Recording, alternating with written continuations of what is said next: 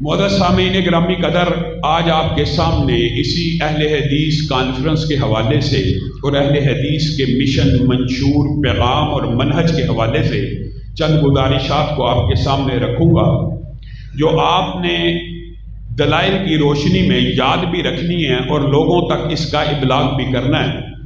پہلی بات یہ سمجھنے کی ضرورت ہے کہ ہمارے معاشرے میں آج الحاد کا فتنہ، ہمارے معاشرے میں آج قادیانیت کا فتنہ، ہمارے معاشرے میں آج دین دشمنی کا فتنہ جو سر اٹھا رہا ہے، اس کی بنیادی وجہ کیا ہے؟ ہم یہ سمجھتے ہیں طالب علم ہونے کے ناطے کہ اس کی ایک بہت بڑی وجہ وحی کا انکار ہے، اور وحی کے انکار میں سے ایک خاص وحی کی قسم کا انکار ہے۔ بنیادی طور پر کلام اللہ کا، قرآن پاک کا انکار نہیں کیا جاتا، لیکن وحی کی جو دوسری قسم ہے، حدیث رسول، جو رسول اللہ صلی اللہ علیہ وسلم کے اوپر اللہ نے وحی نازل کی اور رسول اللہ نے اپنے الفاظ میں بیان کی، اس کا انکار کر دیا جاتا ہے، اور رسول اللہ کے فرامین کو دین نہیں سمجھا جاتا۔ معاذ اللہ، یہ الحاد کی بھی اور فتنہ انکار حدیث کی بھی بہت بڑی وجہ یہ ہے کہ ہم نے رسول اللہ کی بات کو وہ امپورٹنس، وہ اہمیت نہیں دی، اور یہی منہج ہے، یہی ہمارا مسلک ہے، یہی ہمارا عقیدہ ہے، یہی ہمارا پوری دنیا کو پیغام ہے۔ آپ نے یہ بات تو سنی ہوگی، دین کس کا نام ہے؟ دین اسلام کا نام ہے۔ دین کس کا نام ہے؟ دین قرآن و سنت کا نام ہے۔ دین کس کا نام ہے؟ دین قرآن و حدیث کا نام ہے۔ یہ بات تو ہم سمجھتے ہیں، سیکھتے ہیں، لیکن بالعموم ایک مغالطہ سب سے پہلے جو آپ نے آج مغالطہ دور کرنا وہ یہ ہے، کتاب اللہ کس کا نام ہے؟ جی کتاب اللہ صرف قرآن پاک کو کہتے ہیں، جس طرح دین قرآن و حدیث کا نام ہے۔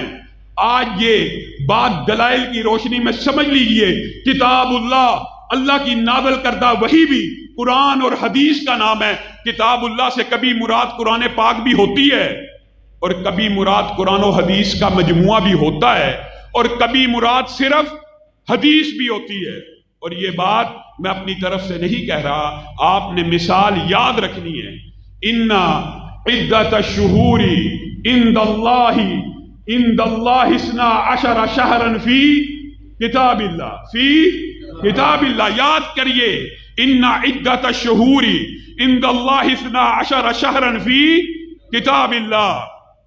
اگر کتاب اللہ سے مراد غامدی صاحب اور انکار حدیث کا فتنہ پھیلانے والوں صرف قرآن پاک ہے اس آیت کے مطابق، تو اٹھائیے پورا قرآن۔ اللہ کہہ رہا ہے کہ گنتی کے مہینے کتنے ہیں؟ 12، اور وہ گنتی کے 12 مہینے کہاں ہیں؟ فی کتاب اللہ۔ اٹھائیے پورا قرآن، گنتی کے یہ 12 مہینے غامدی صاحب قرآن پاک سے نکال کر دکھا دیجئے۔ اگر کتاب اللہ سے مراد صرف قرآن ہے تو گنتی کے وہ 12 مہینے اس قرآن پاک سے نکال کر دکھا دیجئے۔ ہاں، جب حدیث کو کتاب اللہ مانتے ہوئے اس قرآن پاک کے ساتھ ملائیں گے، آپ کو گنتی کے وہ 12 کے 12 مہینے مل جائیں گے۔ آپ قرآن پاک اٹھائیے، آپ کو رمضان کا ذکر تو مل جائے گا، ذی الحج کا ذکر تو مل جائے گا، لیکن یہ جو محرم، صفر، ربیع الاول، ربیع الثانی، جمادی الاول، جمادی الثانی، یہ 12 مہینے جو ہیں، بتائیے قرآن پاک کی کس آیت میں ہیں؟ اللہ کیا کہہ رہا ہے؟ فی کتاب اللہ۔ اللہ تو کہہ رہا ہے، غامدی صاحب عقل کو ذرا درست کیجئے، اللہ کہہ رہا ہے کتاب اللہ میں۔ کیا معاذ اللہ اللہ جھوٹ بول رہا ہے؟ کہہ تو اللہ نے دیا تھا کہ کتاب اللہ میں ہے، لیکن کتاب اللہ میں ذکر نہیں کیا۔ اگر اس وقت مراد قرآن ہے، جب آپ کا عقیدہ اور منہج یہ ہو جائے گا کہ حدیث کو قرآن سے ملا لیا جائے، حدیث اور قرآن پاک کے مجموعے کا نام کتاب اللہ ہے، تو آپ کو یہ 12 کے 12 مہینے مل جائیں گے۔ منہا 4 حرم، کتنی اللہ تعالیٰ نے کھول کے بات بیان کر دی۔ منکرین حدیث کہاں پہ ڈامک گوئیاں مار رہے ہیں؟ یہی منہج ہے، یہی مشن ہے، یہی مسلک ہے۔ منہا 4 حرم، ان میں سے 4 مہینے حرمت کے ہیں۔ کہاں پہ ہیں؟ کتاب اللہ میں۔ اٹھائیے وہ 4 مہینے، اگر کتاب اللہ سے مراد صرف قرآن ہے، اس میں سے نکال کے دکھا دیجئے، اور اللہ تعالیٰ نے بھی سمجھانے میں کوئی کسر نہیں چھوڑی۔ ذالک الدین القیم، یہ پکا ٹھوس مضبوط دین ہے۔ آپ کے خیال میں پکا مضبوط ٹھوس دین صرف قرآن پاک میں ہوتا ہے؟ اللہ تعالیٰ یہ ساری باتیں بیان کرنے کے بعد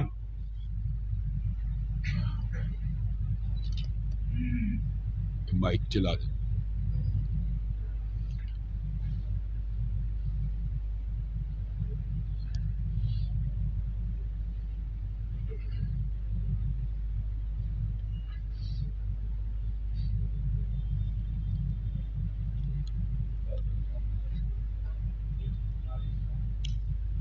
اللہ تعالیٰ نے اس کو کہا یہ پختہ بات ہے، یہ پکی بات ہے.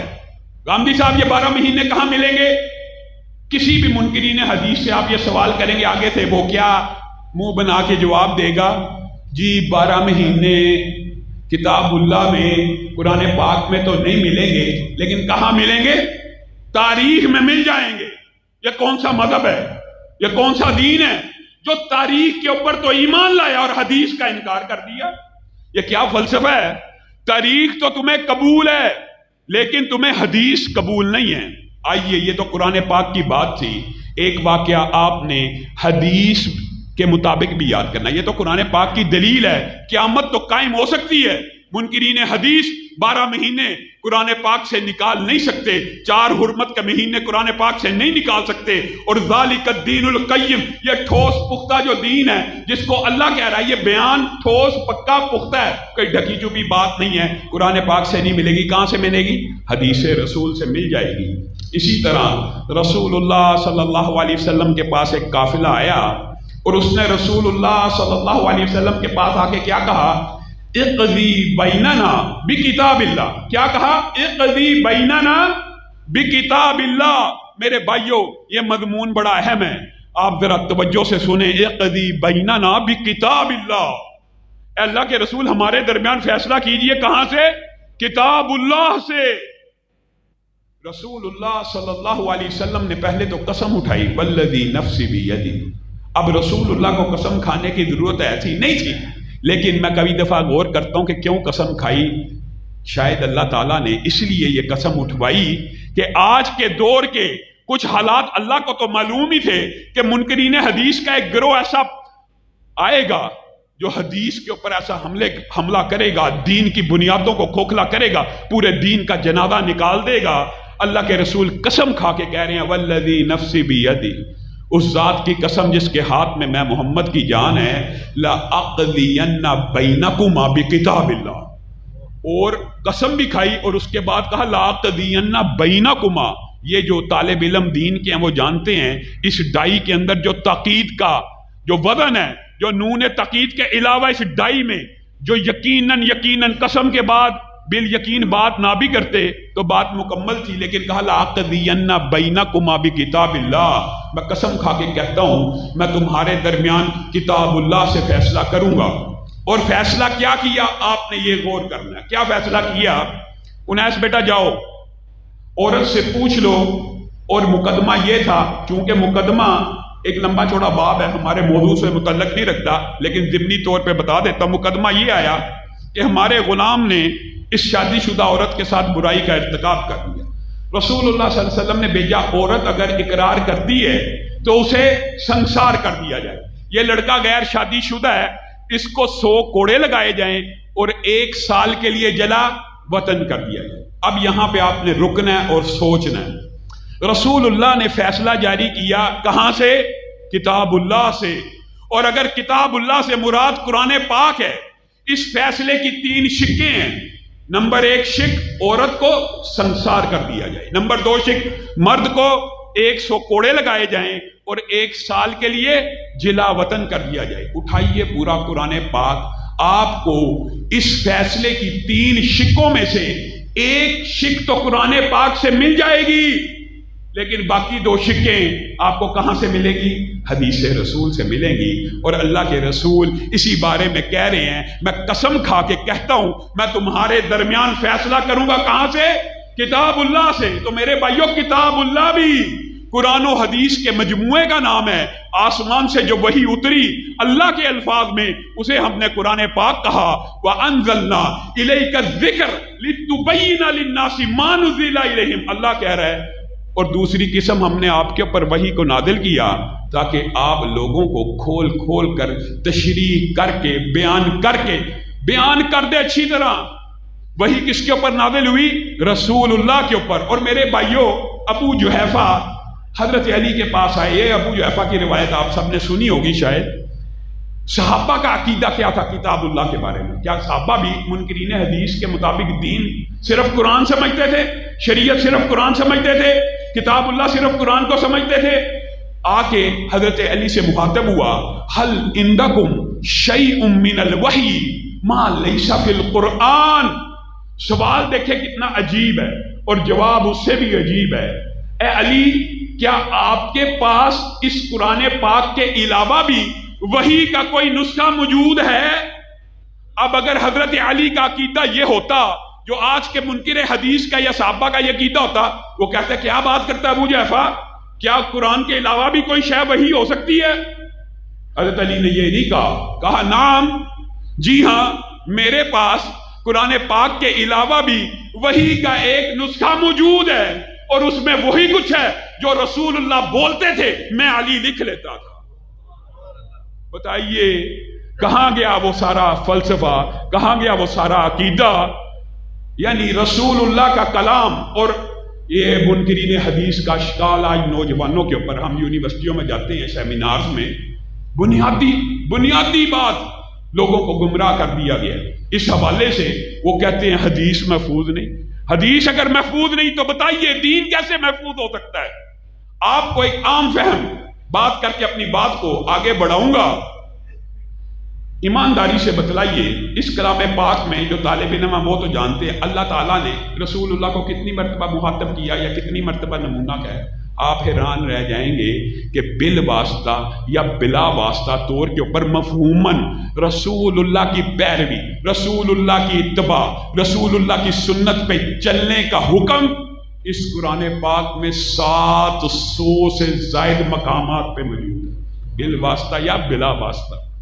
اب قرآن پاک میں اللہ تعالیٰ نے اتنی زیادہ بار رسول اللہ کے بارے میں یہ فرمان کہہ کے جس نے رسول کی اطاعت کی، اللہ کی، جس کے رسول کے اوپر نازل ہونے والی وحی کے اوپر ایمان لایا، اللہ کے اوپر لایا، جو رسول تمہیں دیں اس کو پکڑ لو، جس سے روکے رک جائے۔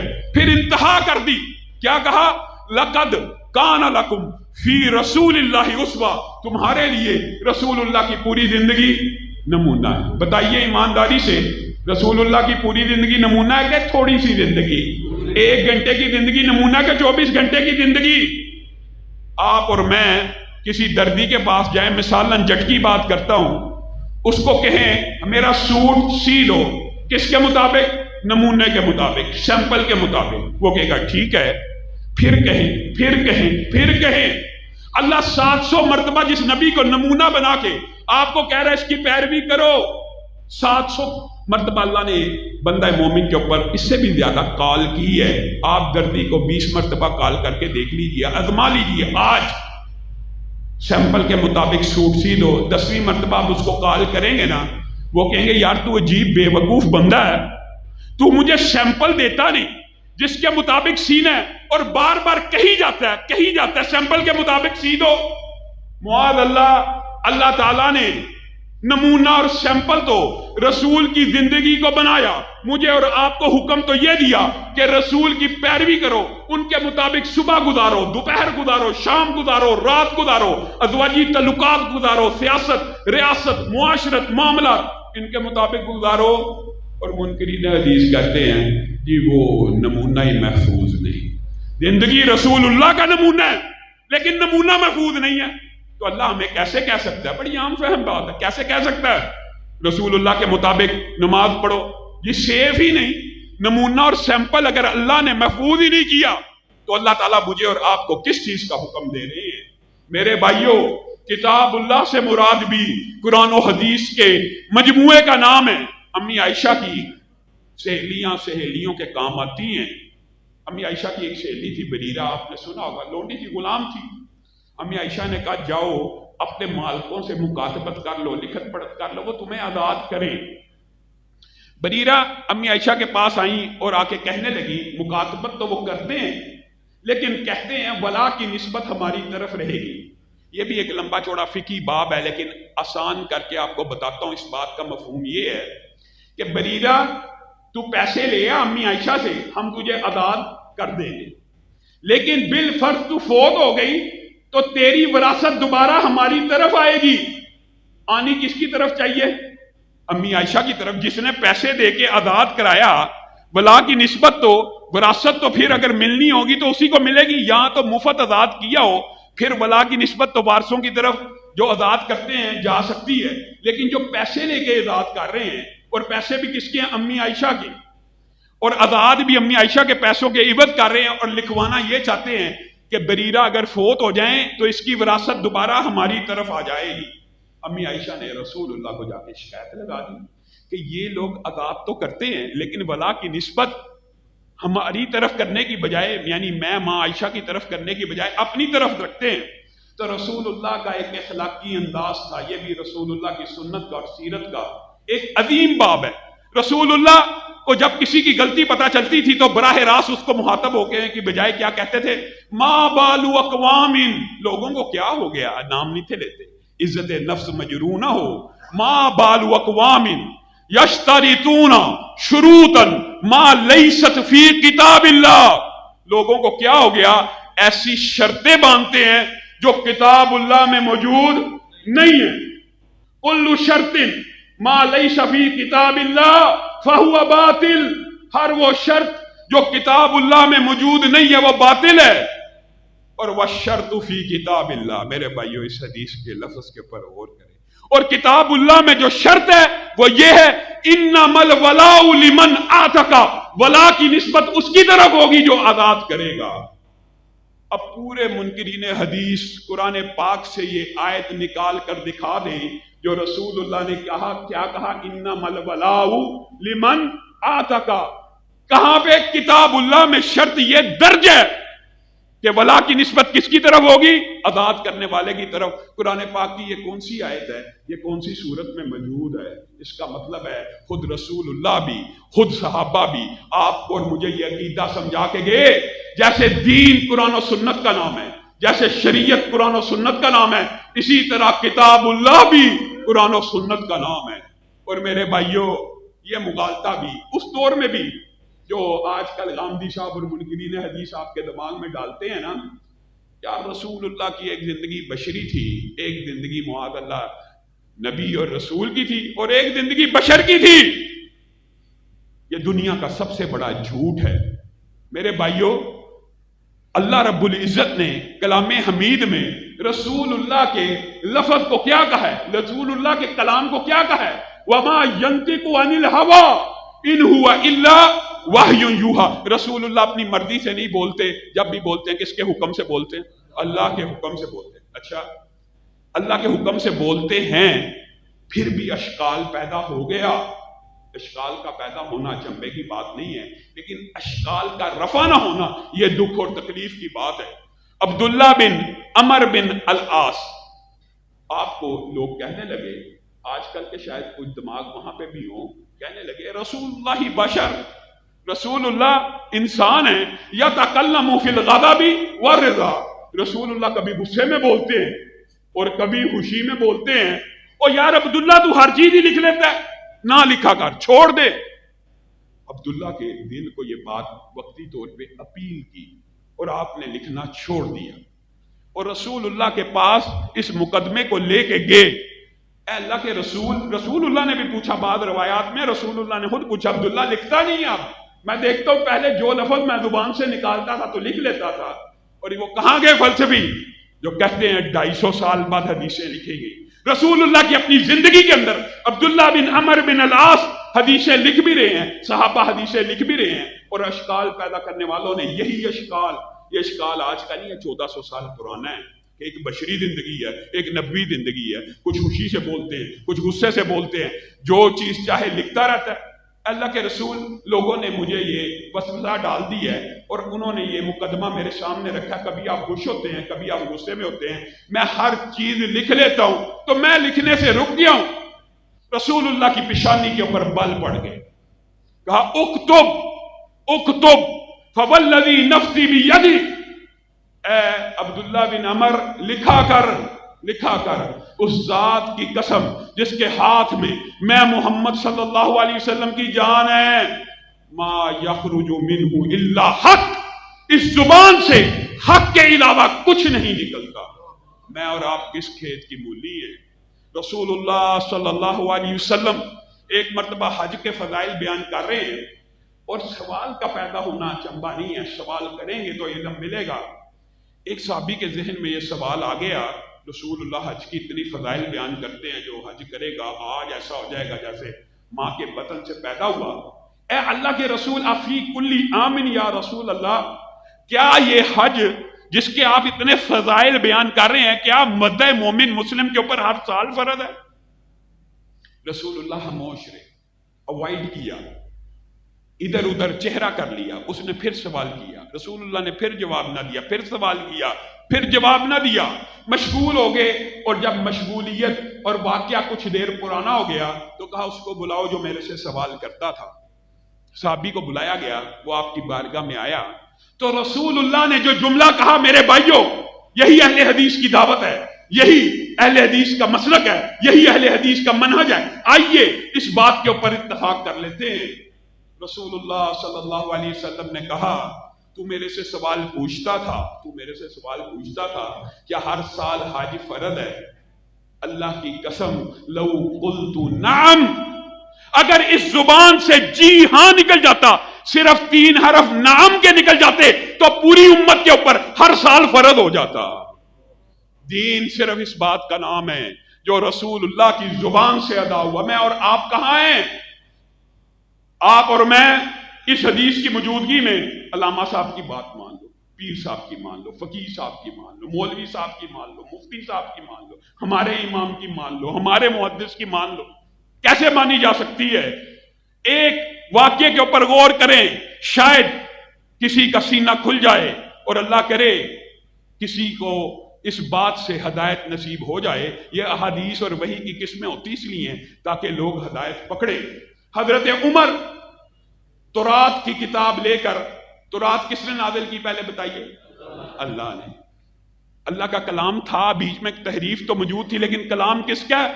اللہ کا۔ تورات اٹھائے ہوئے، آپ سب نے مشہور واقعہ سنا ہوا، رسول اللہ صلی اللہ علیہ وسلم کی بارگاہ میں آئے اور بڑی خوشی سے کلام اللہ کو پڑھ رہے ہیں کہ اللہ کا کلام تورات۔ آپ نے رسول اللہ کا چہرہ نہیں تھا دیکھا، حضرت ابو بکر نے رسول اللہ کی پیشانی پہ پڑی ہوئی سلوٹوں کو دیکھ لیا تھا، کہا عمر تیری ماں تجھے گم پائے، رسول اللہ کے چہرے کی طرف نہیں دیکھتا۔ رسول اللہ کا چہرہ جیسے ہی حضرت عمر نے دیکھا، کپ کپی طاری ہو گئی اور سمجھ گئے رسول اللہ ناراض ہیں۔ اور صرف چہرے کی بات حدیث میں ہوتی تب بھی بات مفہوماً مکمل تھی، لیکن رسول اللہ نے بھی امت کو سمجھانے میں کوئی کسر نہیں چھوڑی۔ کیا کہا؟ لو بدا لکم موسیٰ فاتبعتموہ وترکتمونی لضللتم عن سواء السبیل۔ اللہ اکبر۔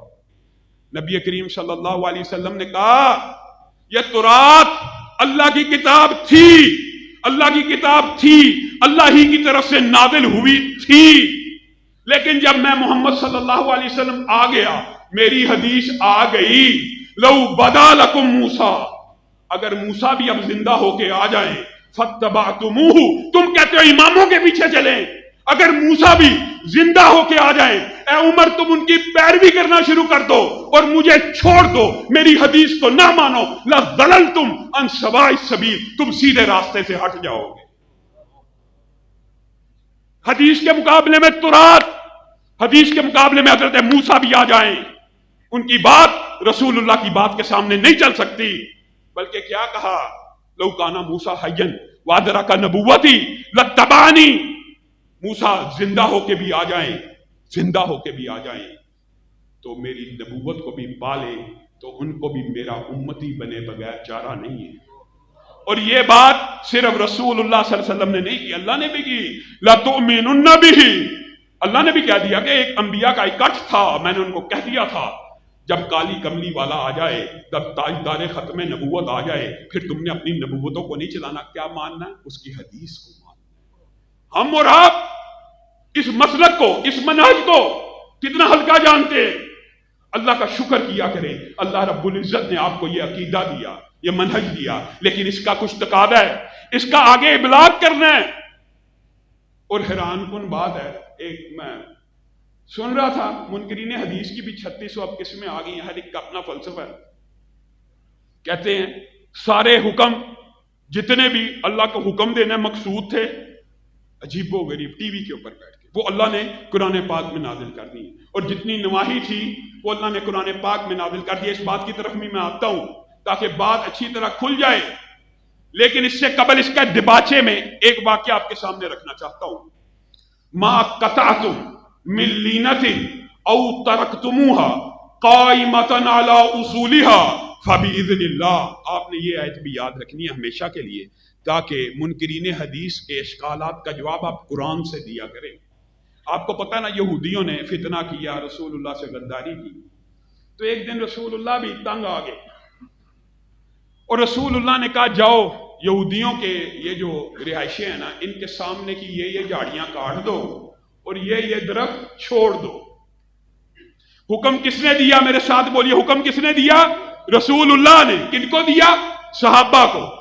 حکم کیا دیا کہ درخت کچھ جھاڑیاں چھوڑ دینی ہیں اور درخت کچھ باقی رہنے دینی. حکم دینے والی ذات کون ہے؟ رسول اللہ. حکم کنہیں دیا جا رہا ہے؟ صحابہ کو. جب یہ حکم دے دیا گیا صحابہ نے عمل کرنا شروع کر دیا، جھاڑیوں کو کاٹا، مشہور واقعہ، اور درختوں کو چھوڑ دیا. یہودیوں نے وبیلا مچانا شروع کر دیا، فتنہ اشکال ڈالنا شروع کر دیا صحابہ کے دماغوں میں. یہ کیسا نبی ہے، یہ کیسا رسول ہے، یہ کیسا پیغمبر ہے. رسول اس لیے آتے ہیں معاذ اللہ ثم معاذ اللہ کہ لوگوں کی کھیتیاں اجاڑ دے، درخت کاٹ دے، جھاڑیاں کاٹ دے، کھیتی باڑی کو اجاڑ دیا جائے. ادھر اعتراض کون کر رہے ہیں؟ یہودی. کن کے دماغ میں ڈال رہے ہیں؟ صحابہ کے دماغ میں.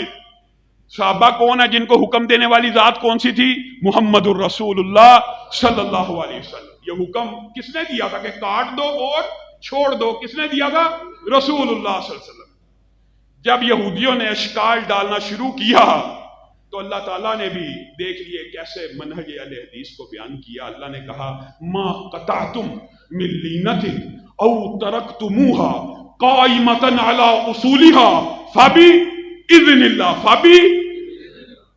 صحابہ کے دماغ میں اشکال ڈل گیا نا کہ یہ رسول کیسا ہے جو تمہیں حکم دیتا جھاڑیاں کاٹنے کا اور کچھ چیزیں چھوڑنے کا. تو اللہ تعالیٰ نے کہا ما قطعتم من لینۃ، اے میرے صحابہ، اے نبی کے صحابہ، نہیں تم نے کوئی جھاڑی کاٹی اور نہیں کوئی درخت تم نے چھوڑا، مگر کس کے حکم سے؟ فبإذن اللہ، اللہ ہی کے حکم سے. اللہ نے بھی کہہ دیا کہ رسول اللہ کا حکم کس کا حکم ہے؟ اللہ کا حکم ہے. اٹھائیں گامدی صاحب، چیلنج میں ان کو کرتا ہوں جو انہوں نے دعویٰ کیا ہے فبإذن اللہ. قرآن پاک کی کون سی آیت ہے؟ یہ واقعہ تو اللہ نے بیان کر دیا، نہیں تم نے کاٹے تھے اور نہیں تم نے چھوڑے تھے. یہ حکم قرآن پاک میں کہاں پہ ہے کہ کاٹو اور چھوڑو؟ پورا قرآن پاک اٹھا لیجئے. اگر یہ کہتا ہے کہ حکم کی جتنی آیات ہیں، احکامات کی جتنی آیات ہیں، وہ کہاں ہیں جی؟ صرف قرآن میں. نواہی کی کتنی آیات ہیں جی؟ وہ کہاں پہ ہیں؟ قرآن پاک میں. یہاں پہ حکم دینے والی ذات محمد الرسول اللہ تھی، اور محمد الرسول اللہ صلی اللہ علیہ وسلم کے حکم کو اللہ نے کہا میرا حکم ہے. اور بات اسی پر ہو جائے نا تو منکرین حدیث اس آیت کا قیامت قائم ہو سکتی ہے، جواب نہیں دے سکتے. کہاں ہے وہ حکم؟ اٹھائیں پورے قرآن پاک سے نکال دیں. اب آپ ان سے پوچھیں گے نا، کس میں خیر بہت ہیں، کہ سجدہ کس کیفیت کا نام ہے؟ وہ کہیں گے جیسے آپ امت سجدہ کرتی چلی آ رہی ہے تواتر سے، یہی قسم ہے، یہ بات مانتے ہیں. پہلے منکرین حدیث اول نماز کے بھی منکر تھے، اس کی کیفیت کے بھی منکر تھے، لیکن جب انہوں نے دیکھا یہ معاملہ گڑبڑ ہے کہ نماز جو بنیادی رکن ہے اس کی کیفیات ہمیں ماننی پڑے گی، تو بالآخر مان گے. اب آپ نے یہ مقدمہ بھی سمجھنا ہے. ان کا یہ مقدمہ ہے کہ قرآن پاک میں سارے اوامر ہیں اور سارے نواہی ہیں. اوامر مطلب حکم اور نواہی مطلب منع کیا گیا. اب رسول اللہ صلی اللہ علیہ وسلم نے ارشاد فرمایا امرتو، میں محمد صلی اللہ علیہ وسلم حکم دیا گیا ہوں. ایمانداری سے بتائیے کیا کوئی صحابی رسول اللہ کو حکم دے سکتا ہے؟ رسول اللہ کو حکم کون دے گا؟ اللہ کے علاوہ کوئی ذات ایسی ہے جو رسول اللہ کو بھی حکم دے؟ اور رسول اللہ وہ حکم بیان کر رہے ہیں امرتو ان اسجد علی سبعۃ اعظم، میں حکم دیا گیا ہوں میں 7 ہڈیوں پہ سجدہ کروں. الحمدللہ جس طرح ہم سجدہ کرتے ہیں، آپ منکرین حدیث سے سجدے کی کیفیت اور حکم کے بارے میں پوچھئے. یہ قرآن پاک کی کون سی آیت ہے؟ امرت ان اسجد علی 7 اعظم. کیا پورے قرآن پاک میں کسی سورت کے اندر یہ آیت لکھی ہے کہ 7 ہڈیوں کے اوپر سجدہ کرو؟ اور اللہ کے رسول کیا کہہ رہے ہیں؟ مجھے حکم دیا گیا ہے. گویا وحی کی ایک قسم قرآن پاک کے علاوہ بھی موجود ہے جو اللہ کے رسول کے اوپر نازل ہوتی تھی اور اللہ کے رسول اس کو کھول کھول کے بیان کر دیتے تھے. یہ تو بات ہوگی اوامر کی، لیکن شاید اللہ اور اس کے رسول نے بھی اشکال کی کوئی قسم نہیں چھوڑی. جی نواہی بھی سارے قرآن پاک کے اندر موجود ہیں. رسول اللہ صلی اللہ علیہ وسلم نے ارشاد فرمایا نہیتو، پہلے کیا کہا تھا؟ امرتو، اب کیا کہا؟ نہیتو ان اقرأ القرآن راکعا او ساجدا. میں محمد صلی اللہ علیہ وسلم منع کیا گیا ہوں. کس ذات کی جرت ہے محمد صلی اللہ علیہ وسلم کو منع کر دے؟ سوائے اللہ کے کوئی منع نہیں کر سکتا. اور رسول اللہ نے کہا میں منع کیا گیا ہوں کہ میں سجدے اور رکوع کے اندر قرآن پاک کی تلاوت کروں. دنیا کے سارے منکرین حدیث جمع ہو جائیں، قرآن پاک سے یہ آیت نکال کے نہیں دکھا سکتے. لیکن یہ اوامر اور نواہی، اس کا مطلب ہے قرآن پاک کے علاوہ بھی رسول اللہ صلی اللہ علیہ وسلم کے اوپر وحی اترتی تھی جو رسول اللہ کی حدیث کا نام تھا. اور قربان جائیں، قربان جائیں، حدیث کا احترام بھی اگر آپ نے دیکھنا ہو تو کہاں سے دیکھیں گے؟ اللہ کی قسم صحابہ کی زندگی سے دیکھیں گے. حدیث کا سچے معنوں میں احترام آج بھی اگر دھرتی کی پشت کے اوپر کوئی کرتا ہے تو وہ وہی مکتبہ فکر ہے جس نے اپنا نام ہی حدیث کے ساتھ منسوب کر دیا. یا اس دور میں اگر کوئی تھا تو وہ صحابہ کی جماعت تھی. سبحان اللہ، کیسا احترام! آپ حیران رہ جائیں گے. آپ سوچ ہی نہیں سکتے کہ صحابہ حدیث رسول کو کیسے حکم خدا سمجھا کرتے تھے. آج کا منکر حدیث رسول اللہ کا حکم الگ ہے، قرآن پاک کا حکم الگ ہے. جو بات میری عقل سے ٹکراتی ہے، یہ بھی ایک عجیب و غریب فلسفہ ہے، بات ضمنی طور پہ آئی ہے تو کہہ دیتا ہوں. جی تحقیق میں، عقل میں، میرے دماغ میں یہ حدیث نہیں آتی. تیرا دماغ دین کے اندر معیار ہے، تیرا دماغ دین اسلام میں حجت ہے، تیری تحقیق دین اسلام میں کیا حیثیت رکھتی ہے. اللہ کی قسم یہ عقیدہ بھی حدیث کے احترام کا صحابہ نے کھول کے بیان کر دیا. کیسے بیان کیا؟ حضرت علی خود بیان کرتے ہیں کہ مجھے مقداد اور زبیر کو اللہ کے رسول نے حکم دیا انطلقوا حتی تأتوا روضۃ خاخ، یہاں سے چلو مدینہ سے روضہ خاخ نامی وادی آئے گی، وہاں پہ جب پہنچو گے وہاں پہ ایک عورت ہوگی، اس کے ساتھ کجاوا ہوگا، ایک اونٹ ہوگا. انطلقوا حتی تأتوا روضۃ خاخ، جب وہاں پہ پہنچو گے وہاں پہ ایک عورت ہوگی کجاوا لیے ہوئے، معہا کتاب، اس کے پاس ایک خط ہوگا، اس کے پاس ایک خط ہوگا، اس سے وہ خط لے آنا، اس کو چھوڑ دینا، جانے دینا، اس کو کچھ نہیں کہنا. تیزی سے یہ تینوں صحابہ اس اونٹ کے پاس پہنچے. روضہ خاخ نامی وادی میں اترے تھے. وہ اونٹ بھی وہاں پہ موجود تھا، وہ عورت بھی وہاں پہ موجود تھی، وہ کجاوا بھی وہیں پہ موجود تھا. عورت کو کہنے لگے تیرے پاس ایک خط ہے، کہنے لگی میرے پاس خط نہیں ہے. تلاشی، کجاوا کھولا، سامان کھولا، ہر چیز کی تلاشی لینے کے بعد خط نہ ملا.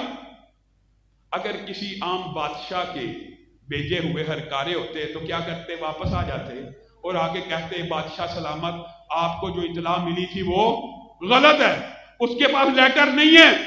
لیکن صحابہ کا عقیدہ یہ تھا محمد الرسول اللہ صلی اللہ علیہ وسلم کو جو اطلاع ملی ہے کہاں سے ملی ہے؟ آسمان سے ملی ہے. کہنے لگے لَتُخْرِجِنَّ الْكِتَابَ لَتُخْرِجِنَّ الْكِتَابَ، تحقیق تو کہتی ہے، تلاشی تو کہتی ہے کہ خط تیرے پاس نہیں، لیکن ہمارا عقیدہ یہ کہتا ہے خط تیرے پاس ہے. کہاں پہ تحقیق کرنے والے منطقی اور فلسفی؟ تحقیق میں یہ بات، تحقیق جو مرضی کہے، تلاشی تو کہتی ہے، تحقیق تو کہتی ہے، ہر چیز تو کہتی ہے خط تیرے پاس نہیں، لیکن ایمان بالحدیث یہ کہتا ہے خط تیرے پاس ہے. لَتُخْرِجِنَّ الْكِتَابَ أَوْ لَنُلْقِيَنَّ السِّيَاحَ، خط کو نکال دے عورت ورنہ تجھے برہنہ کر کے جامع تلاشی لی جائے گی. اور اگر اس کو برہنہ کر کے بھی تلاشی لی جاتی، عورت نے ایسی چال چلی تھی خط نے نہیں تھا ملنا، لیکن اس کو سمجھ آ گئی یہ 3 ایسے عظیم لوگ آئے ہیں جن کا یہ عقیدہ حق میرے پاس ہی ہے. چوٹی سے بالوں کے اندر چھپا ہوا ایک چھوٹی سی پرچی کو نکالا اور صحابہ کو پکڑا دیا.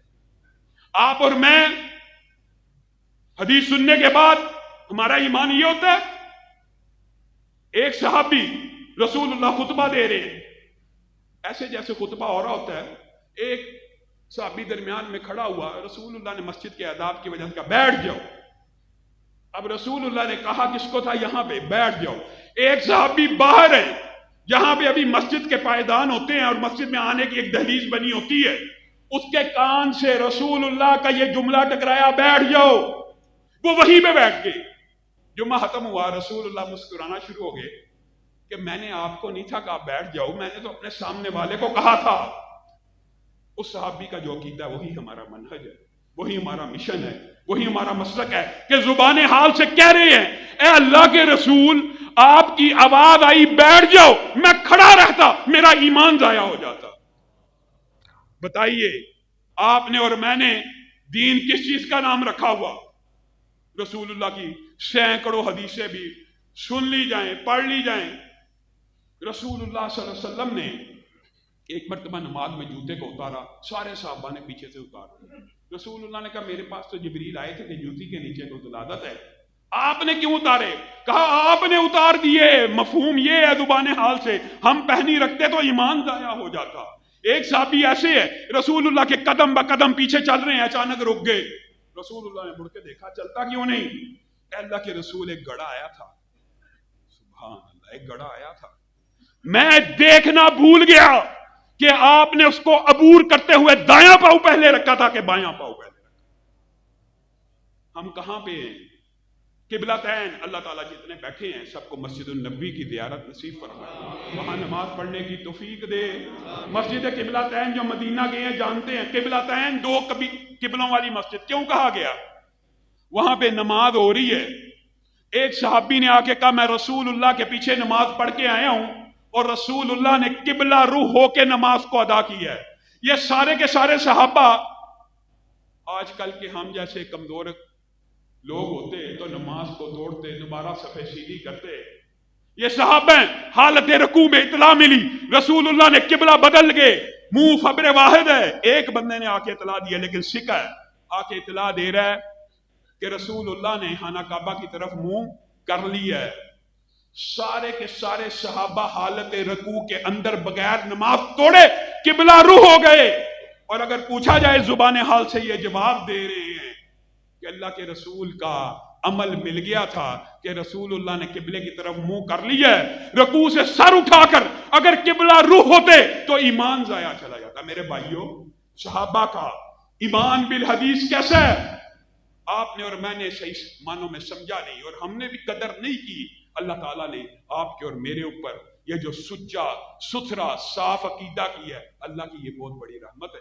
ابو ذر غفاری آخری عالم ہے، ندا طاری ہو چکی، بالکل آخر میں ہے. ندا طاری ہو گئی تو بیوی داروں کی تار رونا شروع ہو گئی. آپ صحابی رسول ہیں، آپ یار رسول ہیں، آپ کا رسول اللہ سے بڑا پیار تھا، میں تو بڑھیا ہو گئی ہوں، آپ فوت ہو گئے تو کیا میں آپ کو غسل دیے بغیر دفنا دوں؟ میں آپ کو کفن دیے بغیر دفنا دوں گی؟ میرے میں تو طاقت ہی نہیں کہ میں آپ کو غسل دے سکوں، میں آپ کو دفنا سکوں. صحابہ کا ایمان بالحدیث کیسا ہے؟ ابو ذر غفاری جو ندا کے عالم میں ہے، پوری قوت طاقت کو مجتمع کر کے اپنی کمر کو سیدھا کرتے ہیں. ابشری ابشری لا تبکی ولا تحزنی، اے میری بیوی خوشخبری ہے تیرے لیے، لا تبکی ولا تحزنی، نہ تو رو نہ تو غم کر. بیوی اچانک حیران رہ گئی، اس عالم میں بھی مجھے نصیحت کر رہے ہیں نہ رو نہ غم کر. اے میری بیوی بات یہ ہے، ایک مرتبہ میں اور میرے چند ساتھی 9 کے قریب رسول اللہ کی مجلس میں بیٹھے تھے. یہ ایمان بالحدیث ہے. رسول اللہ نے کہا تھا تم میں سے ایک شخص فلاۃ الارض یعنی جنگل میں فوت ہوگا، اور جس وقت وہ فوت ہوگا اس کے پاس کوئی اور مرد موجود نہیں ہوگا، لیکن اللہ تعالیٰ کو وہ مرد ایسا پسند ہے کہ اسی وقت ایک جماعت آئے گی، ایک جماعت آئے گی جو اس کو غسل بھی دے گی، جو اس کو کفنائے گی بھی، جو اس کا جنازہ بھی ادا کرے گی۔ اے میری بیوی، میں ان 9 بندوں کے اوپر غور کرتا ہوں، ان میں سے کوئی بھی جنگل میں نہیں مرا، ان میں سے کوئی بھی جنگل میں نہیں مرا، میں واحد ہوں جو رہ گیا ہوں، اور ان 9 میں سے ان جو جتنے احباب تھے، بعض روایات میں مختلف تعداد ہے، وہ میں آخری رہ گیا ہوں۔ میں تجھے بتاتا ہوں، تو نے غم نہیں کرنا، تو نے رونا نہیں ہے، تو نے میری لاش کو بس دروازے کے باہر نکال کے رکھ دینا، قافلہ آئے گا۔ بیوی رونا شروع ہو گئی، قافلہ کہاں سے آئے گا؟ جنگل کا اندھیرا ہے، وہ زبان پہ کہہ رہے ہیں قافلہ آئے گا، قافلہ آئے گا۔ میں نے یہ بات اپنے حبیب کی زبان سے سنی ہے، قافلہ آئے گا۔ یہ لفظ کہتے ہیں، لا الہ الا اللہ کا کلمہ پڑھا، روح جسم سے نکل گئی۔ آخری الفاظ کے ہیں، حدیث کے اوپر ایمان ہے، قافلہ آئے گا، قافلہ آئے گا۔ ابھی روح نے پرواز کیا، دروازے پہ دستک ہوئی، بیوی نے پوچھا کون؟ کہا عبداللہ ابن مسعود ہوں، کئی سالوں سے ابو ذر غفاری کا دیدار نہیں تھا کیا، آج دل میں حاجت ہے اپنے بھائی کا حال پوچھوں۔ بیوی نے کہا سبحان اللہ، یہی تیرا بھائی کہتا ہوا فوت ہوا ہے کہ قافلہ آئے گا، میرا جنازہ بھی پڑھائے گا، مجھے کفن بھی دے گا، مجھے دفن بھی کرے گا۔ میں اور آپ کہاں ہیں؟ ہم حدیث سن لیں، حدیث تو ہے، حدیث ہے لیکن وہ مولوی صاحب نہیں مانتے، حدیث ہے امام صاحب نہیں مانتے۔ اور یار تم حدیث کو تو مانو، تمہیں کون کہتا ہے حدیث کے اوپر ایمان نہ لے کے آؤ؟ اور یہ بات صرف ابو ذر غفاری سے نہیں ہے، صحابہ کے اوپر ہے۔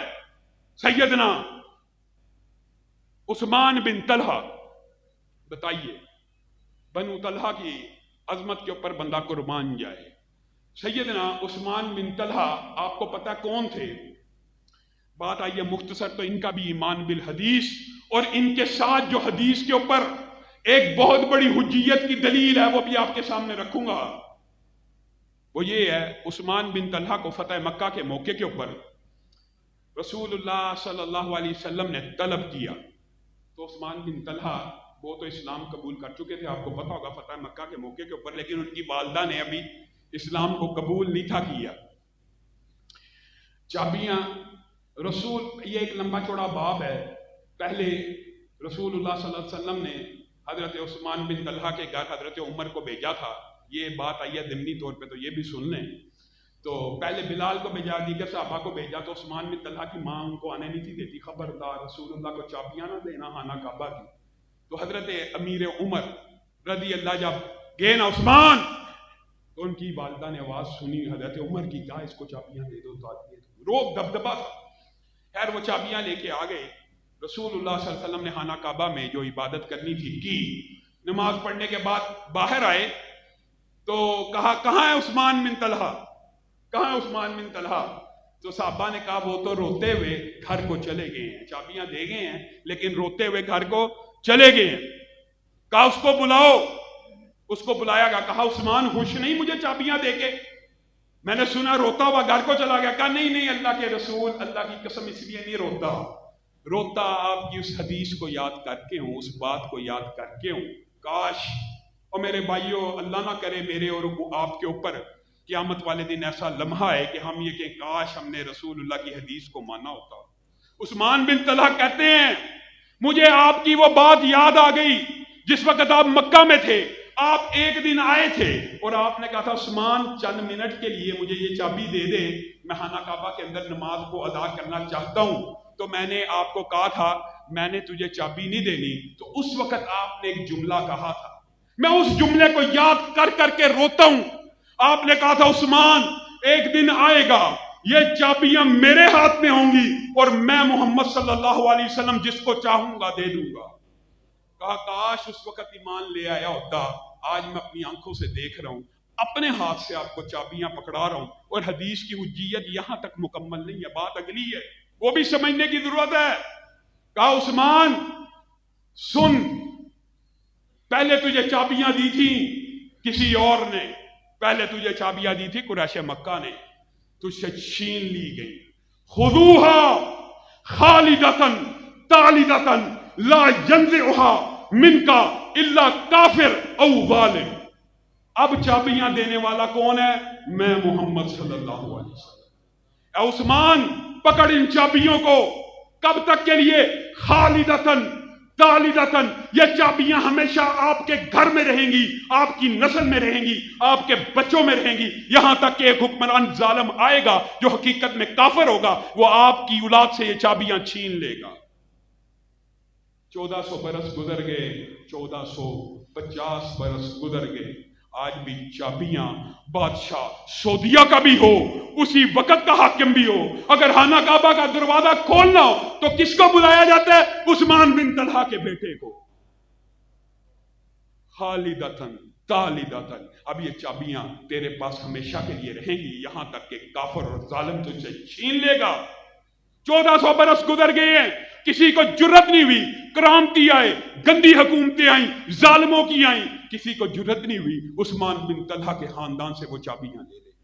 یہ حضور صلی اللہ علیہ وسلم کی حدیث ہے، یہ حضور صلی اللہ علیہ وسلم کا فرمان ہے۔ اللہ رب العزت ہمیں تمسک بالحدیث اور اس کے اوپر ایمان رکھنے کی توفیق عنایت فرمائے۔ اللہ جو کہا گیا، جو سنا گیا، اس کو سمجھنے کی توفیق عنایت فرمائے۔